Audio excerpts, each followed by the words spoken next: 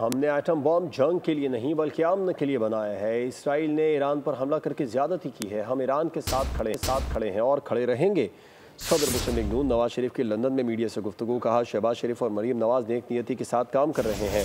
پاکستان مشکلات سے باہر نکلتا ہوا نظر آ رہا ہے۔ پاکستان کی خوش نصیبی ہے کہ وہ آج ایک ایٹمی ملک ہے۔ خدا نہ خواستہ اس کو کوئی جنگ کے لیے اپنے آپ کو ایٹمی قوت نہیں بنایا، بلکہ پیس کے لیے بنایا ہے، امن قائم رہے اور دنیا میں امن قائم ہونا چاہیے۔ اور جو اسرائیل نے بھی زیادتی کی ہے ایران کے اوپر، اور میں سمجھتا ہوں کہ بہت ظلم ہے، یہ تو ایران کے ساتھ کھڑے ہیں اور کھڑے رہیں گے انشاءاللہ۔ شہباز شریف صاحب نے بڑا کام کیا ہے، انہوں نے اس کی بنیاد رکھی ہے شہباز شریف صاحب نے، اور مریم ماشاءاللہ اس کو اور آگے لے کے چل رہی ہیں۔ انشاءاللہ ضرور پاکستان مشکلوں سے باہر نکلے گا، اور نکل رہا ہے، نظر آ رہا ہے کہ اللہ کے فضل سے پہلے سے بہتری آ رہی ہے۔